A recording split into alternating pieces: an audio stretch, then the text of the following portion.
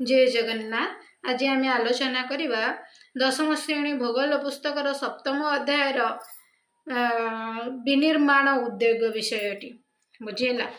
तो देख विनिर्माण प्रथम जेहेतु विनिर्माण उद्योग अच्छी आम कौन कह विनिर्माण कहले कौन बुझू जदि प्रक्रियाकरण करा जाए कंचामाल गुड़िक व्यवहार करागला बहुल परिमाण बहुत बहुत मात्रा कौन विभिन्न प्रकार वस्तुर जदि उत्पादन प्रक्रिया कराला से प्रक्रिया को विनिर्माण बोली कहगला। इम्पोर्टाट तो अंडरलाइन दिगला तो आम मैंने कॉपी नोट कर दियो आराम से बुझीपार। तो आम जाने जो प्रकृति अनेक द्रव्य रही प्रत्यक्ष भाव में आम आहरण कर परोक्ष भाव में पाई था। प्रत्यक्ष भाव में आम खाद्य शस्य फल फूल शाग सब्जी सब माटी जेटा उपलब्ध प्रत्यक्ष भाव में आम कला काठ अठा लाठ औषधीय वृक्ष आदि जंगल मिलला आम पाइला। ता सहित केतक अर्थ पदार्थ भू अभ्यंतर मिलला जहाँ को आम खनिज पदार्थ बोली कहला बुझेगा ना नहीं।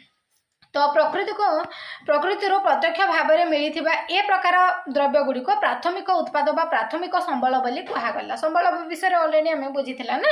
तो से प्राथमिक उत्पाद बा प्राथमिक संबल बोली कहगला। किंतु प्राथमिक उत्पाद मध्यरु समस्त द्रव्य मनुष्य सीधा सड़क भाव में व्यवहार कर न था। आम जानी जो आम सागे सागे कौन सागे सागे आनिक आम व्यवहार करें कि नाई अधा अधा सागे सागे आम जब फल फूल मूल जहाँ पाई आम सागे सागे व्यवहार करुचा। धर जदि आम कपा लुहा पथर बक्साइट आदि प्रत्यक्ष व्यवहृत हो न था गुड़िक व्यवहृत हमें नहीं आम आनिक आमको जहाँ भी कर मेसीन द्वारा आमको कौन द्रव्य व्यवहार करने को पड़ी था है ना नहीं। जपरिक देख जेपरिक कपा लुहा पथर बक्साइट आदि प्रत्यक्ष भाव व्यवहृत हो न था प्रक्रियाकरण माध्यम विभिन्न प्रकार द्रव्य परिणत कले ता मनुष्य व्यवहार उपयोगी होता है। से आम काठमंडू कागज आखरु चीनी लुहा पथर लौह इस्पात तुलारू लुगा बक्साइट आलुमिनियम खनिज तैल पेट्रोल रासायनिक द्रव्य प्रस्तुत कर उक्त पदार्थ गुड़ी गौण गौण उत्पाद कहगला। जेनटा प्रथमटा रहा प्राथमिक उत्पाद प्राथमिक संबल एवं द्वितीयटा जहाँ रहा जो कंचामाल गुड़िक आणिकी प्रक्रियाकरण माध्यम जदि आम करदेला कौन द्रव्य उत्पाद करदेला ताले सेडा है आम कौन गौण उत्पाद बोली कहगला बुझेगा। प्रक्रियाकरण पर सरल हाथ तैयारी किंबा जंतर आवश्यकता पड़ी था। हाथ तैयारी जमी आम कपार सूता तैयारी कर सूता तैयारी कला बेले जंत्र दरकार होता है ना हाथ में हो कि से मेसीन रे हो एवं ताको लुगा बुना जाए जमीती कि वस्त्र। तो एथर स्पष्ट जे हाथ तैयारी बा जंत्र व्यवहार करी प्राथमिक संबल गुड़ी को प्रक्रियाकरण माध्यम विभिन्न प्रकार द्रव्य बा माल बहुल परिमाण रे उत्पादन करने को विनिर्माण बोली कहगला। यह साधारणतः शिल्प द्वारा संभव होता है। यह क्या द्वारा संभव हो पारा शिल्प माध्यम जो शिल्प कारखाना मान गढ़ी उठी बोली कहुए तो से शिल्प द्वारा ही संभव है। तेणु विनिर्माण उद्योग शिल्प क्षेत्र में यांत्रिक व्यवहार द्वारा अनेक प्रकार द्रव्य बहुल परिमाण उत्पादन करने को बुझाए। एठारे मत्स्य ता सहित पर्यटन शिल्प को विनिर्माण उद्योग में सामिल कर 19 शताब्दी में कौन रही यूरोप महादेश में शिल्प विप्लवर सूत्रपात पृथ्वीर विभिन्न राष्ट्र में शिल्प प्रतिष्ठा प्रोत्साहित करथिले। किंतु यार बहु पूर्वर भारतीय माने शिल्प प्रतिष्ठा करने प्रोत्साहित हो कारीगरी ज्ञान कौशल हासिल कर अनेक सूचना रही। सहित दिल्ली स्थित कुतुब मीनार निकटस्थ कलंकी विहीन लौह स्तंभ एक ज्वलंत प्रमाण रहा। देख जो इंग्रेज मैंने आसले ना इंग्रेज मैंने आसला परठू आम भारत में बहुत कल कारखाना मान गढ़ी देले बहुत जिनस व्यवहार कर शिखेदेले। तो इंग्रेज मान जो आसबार गोटे प्लस पॉइंट है आम बहुत जिनस शिखी पारा बुझेगा। स्वाधीनता पूर्व भारत में प्रथम करी 1830 मसीह तमिलनाडुर 1830 मसीहा मन रखिद मोस्ट इम्पोर्टाट कौन कौन रहा 1830 मसीह फास्ट के भारत में कौन रहा तमिलनाडुर पट्टनोभाल ठारे लुहा कारखाना आरंभ होता। भारतर प्रथम एवं केबे लौह कारखाना निर्माण होता भारत में प्रथम 1830 मसीह तमिलनाडुर पट्टनोभा ठारे लुहा कारखाना आरंभ होता। यह 1854 मसीहा बॉम्बे अधुना मुंबई ठारे कौन रहा अधुना मुंबई ठारे कार्पास जेनटा कि कार्पा शिल्प प्रतिष्ठा करा जाइथिला कार्पा शिल्प केबे 1854 मसीहा एवं केन जगह रे यहा बॉम्बे एबे मुंबई आधुनिक रे एबे जो बॉम्बे थिला आगु एबे किंतु मुंबई रे तैयारी हेछि तो 1854 मसीहा किंतु 1830 मसीहा रे तमिलनाडु पटन भटारे लुहा कारखाना निर्माण करा जाइथिला 1855 रे कोन थिला 1855 मसीहा रे कोलकाता रे रिसरा ठारे प्रथम झोट शिल्प प्रतिष्ठा होइथिला बुझेला एतकी मने रख ता सहित प्रथम द्वितीय विश्वयुद्ध तथा देश विभाजन समय अनेक घात प्रतिघात आक्रांत करी 1951 मसीहा ठारो प्रथम पंचवार्षिक योजना आरंभ पर विनिर्माण उद्योग विकास एवं प्रकाश आरंभ हो जाइथिला जाकि प्रथम रहिला औद्योगिक स्थान निरूपण औद्योगिक स्थान निरूपण कोन रहिला शिल्पायन पर स्थान निरूपण प्रक्रिया रे एक जटिल प्रक्रिया रहा कारण एथिपाई दुईटी कारक मुख्य भूमिका ग्रहण करथिले सेगुडी कहला प्राकृतिक सांस्कृतिक एपरि दुईटी भाग रे विभक्त करागला बुझेला प्रथम रहिला देख कंचामाल जमी शक्ति जल उपयुक्त जलवायु आदि को प्राकृतिक कारक भाव ग्रहण करा जायथिबा बेले श्रमिक बजार परिवहन व्यवस्था मूलधन बैंकिंग व्यवस्था सरकारी नीति आदि को सांस्कृतिक कारक रूप ग्रहण करागला बुझेला ये समस्त उपादान एका संगे गोटे निर्दिष्ट स्थान रे मिलवा संभव हुए नहीं तेणु करिकी ताको केवली भाव में स्वल्प खर्च उपलब्ध हम कौन से तार शिल्पायन प्रक्रिया आरंभ हेले से स्थान रे शहरीकरण प्रक्रिया आरंभ होता है एपरि अधिकांश शिल्प प्रायतः कौन रही सहरांचल रे गढ़ी उठिला जहाँकि अर्थात सहर शिल्पायन उभय अंगांगी जड़ित सहरांचल रे उपरोक्त कारक मानक मध्य बैंक बाजार जमा व्यवस्था परिवहन श्रमिक तथा शक्ति सहजरे उपलब्ध होइतबार शिल्पायन सहज साध्य होइथे एरे कोन रहिला आकार अनुसार शिल्पर विभागीकरण मध्य शिल्प को शिल्पर आकार अनुसार मध्य विभाग करा गला जेने कि शिल्प संस्थार आकार साधारण एथिरे विनियोग पुंजीर परिमाण ता सहित कार्यर नियोजित श्रमिक संख्या एवं एथिरे उत्पादित होइतबा द्रव्यर मूल्य अनुसार निर्धारण होइते से गुडी कहला कुटीर शिल्प क्षुद्र शिल्प बृहत शिल्प आकार अनुसार केमति विभक्त करा गला कुटीर शिल्प हिसाब रे अधा क्षुद्र शिल्प अधा रे और बृहत शिल्प हिसाब रे विभक्त करागला बुझेला देख आम जदि चार्ट बनईदेमा विनिर्माण स्थान चयन कौन आवश्यक ताहा दर्शा देछि शिल्पानुष्ठान निर्दिष्ट स्थान बाछिबार सिद्धांत ताकू मध्य विभक्त कराला तीन भाग में कौन कौन रहा शिल्पानुष्ठान कंचामाल जनित खर्च ता सहित शिल्पानुष्ठान उत्पादन मूल्यायन वितरण आवश्यक खर्च बुझेला एभली भाव में विभक्त है शिल्पर प्रकार भेद को विभक्त करागला आकार को नहीं प्रथम एक आकार को नहीं विभक्त करागला ता सहित आकार को पुणी तीन भाग में विभक्त कराइला मैं अलरेडी बुझे देती आकार को लेकिन तीन भाग में विभक्त करागला शिल्प को कौन कौन कुटीर शिल्प क्षुद्र शिल्प बृहत शिल्प तापर नेक्स्ट आसला शिल्पर प्रकार भेद उत्पादर प्रकार बा प्रकृति को लेकिन दुई भाग में विभक्त करागला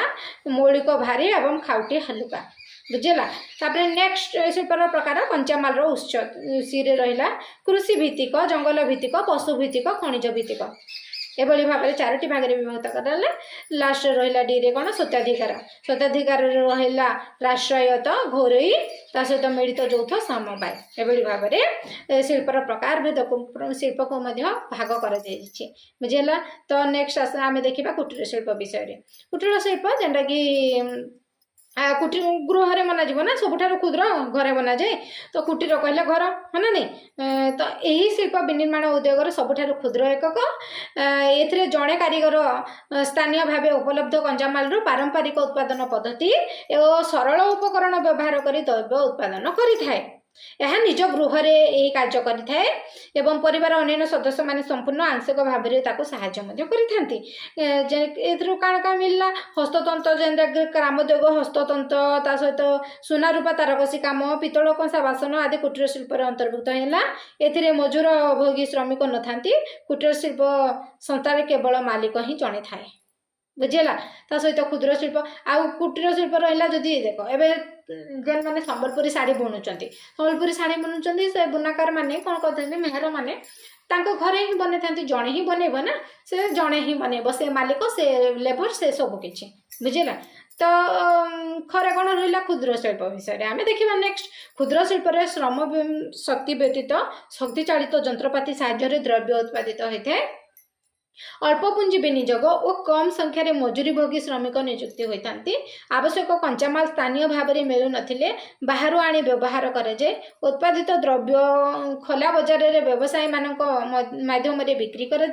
सहित कागज तैयारी द्रव्य खेलना असबाबपत्र खाइबा तेल चमड़ा द्रव्य रेडियो टेलीविजन सेट इत्यादि विद्युत सरंजाम आदि क्षुद्र शिल्प माध्यम उत्पादित कर बर्तमान विनियोग अर्थ परिमाण को 2 कोटी टंका रखा 2 कोटी टंका क्षुद्र शिल्प को है। नेक्स्ट आसला आम बृहत शिल्प विषय जब आलोचना करवा ताहले ए प्रकार शिल्प प्रतिष्ठान बृहदाकार शिल्प शक्ति चालित यंत्र साहाय्य उत्पादन कर शक्ति चालित यंत्र साहाय्य उत्पादन करागला। ए प्रकार शिल्प अधिक परिमाण में कंचामाल आवश्यक हुए और अधिक संख्यार श्रमिक नियोजित होती एठारे उत्पादित द्रव्य गुड़िक आकार बड़ होगा संगे संगे ओजनदार होता है जेनटा कि लौह इस्पात कारखाना बयन शिल्प सहित पेट्रोल रासायनिक शिल्प जहाज निर्माण बृहदाकार यंत्र निर्माण शिल्प आदि गोटे लेखाएं उदाहरण एवं बुझीगला ता सहित आम बी कौन थी देख उत्पादर प्रकार बा प्रकृति नहीं उत्पादर प्रकार बा प्रकृति विषय आम आलोचना करवा। तो उत्पादर प्रकार बा प्रकृति अनुसार शिल्प को 2 भाग में विभक्त करागला। प्रथम एकटी है मौलिक शिल्प द्वितीयटी है खाउटी शिल्प करी ना नहीं मौलिक शिल्प मौलिक भारी एवं खाउट हल्का जो मौलिक शिल्पटा टिके भारी आ खाउटीटा टिके हल्का। मौलिक शिल्प विषय आम देखा जो शिल्पर सर्वशेष उत्पाद और अन्य एक शिल्पर कंचामाल रूपे व्यवहृत हुए ताकू मौलिक शिल्प बोली कहगला जहाँकि लौह इस्पात शिल्प उत्पादित लौह इस्पात अन्य मेसीन बा कल कब्जार कंचामाल रूपे व्यवहृत हुए तेणु लौह इस्पात शिल्प एक मौलिक शिल्प कौन सी शिल्प उत्पादित वस्तुर आकार खूब बड़ होता है और ओजन अधिक हेले ताकू भारी शिल्प कह जाए तेणु करी खाउटी शिल्प कौन कहले खाउटी शिल्प हालुका खाइबा जिनस जेनटा कि जो शिल्प उपभोक्ता मानकर प्रत्यक्ष व्यवहार द्रव्य उत्पादन करे से गुड़ी को खाउटी शिल्प बोली कहगला जेनटा कि खाइबा तेल चा साबुन पाउरुटी बिस्कुट रेडियो जो सहित रेडियो टीवी आदि शिल्प को खाउटी शिल्पर अंतर्भुक्त करागला। एथिरे व्यवहृत कंचामाल ओजन कम होइथिबारु उत्पादन गुड़िक ओजन कम होता है एणु यहाँ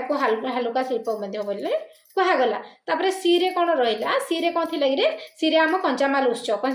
को केते भाग विभक्त कर 4 भाग विभक्त कर कृषि भित्तिक जंगल भित्तिक पशु भित्तिक खनिज भित्तिक है ना नहीं अलरेडी मुझे चार्ट करके बुझे कृषि भित्तिक शिल्प आम सी रे रही जेहेतु बृहत कंचामाल अनुसार कौन से शिल्पर व्यवहृत कंचामाल उत्स अनुसार यहाँ 4 भाग में विभक्त करागला जेनटा कि कृषि भित्तिक शिल्प जंगल भित्तिक शिल्प आम प्रथम कृषि भित्तिक शिल्प विषय आम आलोचना करवा। तो कृषि भित्तिक शिल्प कहले कौन देख कृषि मिलुवा कंचामाल विभिन्न द्रव्य प्रस्तुत करुवा शिल्प कृषि भित्तिक शिल्प बोली कहगला जेनटा कि आम चा चीनी कार्पास वनस्पति तेल रबर झोट शिल्प आदि गुड़िक कृषि भित्तिक शिल्प जदि कृषि भित्तिक शिल्प और जंगल भित्तिक शिल्प भितर पार्थक्य दर्शाओ नहले तुम मानक जदि कहीदेला पशुभित्तिक शिल्प खनिज भित्तिक शिल्प भितर पार्थक्य दर्शाओ बा कुटीर शिल्प क्षुद्र शिल्प बा क्षुद्र शिल्प बृहत शिल्प बा कुटीर शिल्प बृहत शिल्प विषय जब पार्थक्य दर्शाओ तुम आराम से लिखिपार है ना नहीं। तो आम कृषि भित्तिक शिल्प एवं खनिज भित्तिक शिल्प कहले कौन बुझु तो खनिजर मिलता कंचामाल व्यवहार स्थापित शिल्प को जंगल भित्तिक शिल्प बोली कहगला जेनटा कि जंगल मिलला कंचामाल रूप आम आनिक व्यवहार कला प्रक्रियाकरण माध्यम आम कौन वस्तु जिनिस द्रव्य हिसाब से तैयारी करदेला साड़ा है जंगल भित्तिक जेनटा कि कागज शिल्प तार सहित आसबाबपत्र पैकिंग द्रव्य औषधीय वृक्ष औषध उत्पादीकरण शिल्प यार अंतर्भुक्त होता है। देख तापर नेक्स्ट है जीवजंतु भित्तिक शिल्प जीवजंतु जेनटा पाइला जेनटा कि जीवजंतु आम पाई था तो ये शिल्प उद्दिष्ट कंचामाल जीवजंतु ठारू ही मिलता है। दुग्धजात पदार्थ उद्दिष्ट शिल्प चमड़ा शिल्प मत्स्य शिल्प आदि यार उदाहरण। नेक्स्ट आसला खनिज भित्तिक शिल्प लास्ट रहा आम खनिज भित्तिक जेनटा खनिज रू पाइला आम जेनटा कि कारखाना सीमेंट शिल्प आलुमिनियम शिल्प पेट्रोल सहित पेट्रो रसायन शिल्प ए प्रकार अंतर्भुक्त खनिज शिल्प जाए। ता सहित लास्ट आम रहा डी रे कौन रहा स्वत्वाधिकार अनुसार कौन करागला स्वत्वाधिकार अनुसार केते भाग विभक्त कर देखीदमा स्वत्वाधिकार अनुसार 1 2 3 4 भाग विभक्त कर राष्ट्रीय घरोई ता सहित कौन रही राष्ट्रीय घरोई एवं मिलित यौथ समवाय एवं भाव में स्वतंत्राधिकार को 4 भाग में विभक्त करागला हाँ ना नहीं 4 भाग जेहेतु विभक्त करागला प्रथम आम स्वतंत्राधिकार अनुसार शिल्प को 4 भाग में विभक्त करागला राष्ट्रीय शिल्प प्रथम रहा सरकारी संस्था द्वारा परिचालित जेनटा कि राष्ट्रीय शिल्प सरकार से परिचालित करे जिते बड़े कौन शिल्प सरकार कि सरकारी विभाग द्वारा स्थापित परिचालित होता है कहगला सरकारी शिल्प बुझेगा ताकू कहगला सरकारी शिल्प जेनटा कि राउरकेला अच्छी लौह इस्पात कारखाना अच्छी जेनटा कि सरकारी राउरकेला स्टील प्लांट जेनटा कि Rourkela steel plant SAIL steel authority of India limited द्वारा स्थापित परिचालित होईची मन रखी था फुल फॉर्म सहित गुरु वैदिक कारखाना जेनटा कि भारत हेवी इलेक्ट्रिकल लिमिटेड अच्छी यार उदाहरण रही सरकार नहीं जाइए ना नहीं बेसरकारी के शिल्प बा घरे शिल्प जदि कहबा एभली शिल्प कौन व्यक्ति परिवार किंबा एकाधिक व्यक्तिर निगम अधिकारी मालिकाना रे थाई निजस्व पुंजी लगाण द्वारा परिचालना भार नहीं थांती सबू ताकू कौन बेसरकारी बा घरे शिल्प कहगला जेनटा कि रिलायंस टाटा लौह इस्पात सहित बजाज ऑटो आदि घरोई शिल्पर उदाहरण मिलित बा यौथ शिल्प मिलित बा यौथ शिल्प कौन कौन रहा जेनटा कि जो शिल्प उभय सरकार केंद्र किंबा राज्य सरकार और बेसरकारी संस्था व्यक्ति विशेष द्वारा पुंजी विनियोग कर स्थापित परिचालित हुए से प्रकार शिल्प को मिलित शिल्प बोली कहगला एवं मारुत उद्योग एवं ऑयल इंडिया इत्यादि यही शिल्पर उदाहरण मिलित बा यौथ शिल्पर उदाहरण रहा से गुड़िक तो नेक्स्ट आम आसला समवाय शिल्प लास्ट आम कौन रहा समवाय शिल्प केतेक व्यक्ति विशेष द्वारा गठित समवाय समिति द्वारा परिचालित शिल्प को समवाय शिल्प बोली कहगला ए प्रकार शिल्प रे स्वतंत्राधिकार साधारणतः उत्पादक कंचामाल जगाणकारी श्रमिक उपरे मिलित भाव न्यस्त होता है गुजरात अमूल दुग्धजात पदार्थ शिल्प महाराष्ट्र चीनी शिल्प केरल कॉफी शिल्प इज्जत पापड़ आदि यार उदाहरण आमे जो खनिज शिल्प को केते भाग रे जो पार्ट ABCD जेमिति 3 भाग रे आमे विभक्त कर शिल्पर प्रकार भेद को ऑलरेडी शिल्पर प्रकार भेद आमे ऑलरेडी बुझीगला है ना नहीं कॉन्सेप्ट क्लियर हो गला जेंदी जेंदी जेन आडू बुले बंके की जेंदी पकैले भी आमे 10th क्लास एग्जाम रे पास कर पाबा भलो नंबर रखिबा तो वीडियोटी जदि तुमरो उपयोगी रे आछि एवं वीडियोटी मो क्लासटी भल लागुजी ताहले लाइक करो शेयर करो कमेंट करो सब्सक्राइब टी कर दिया जय जगन्नाथ।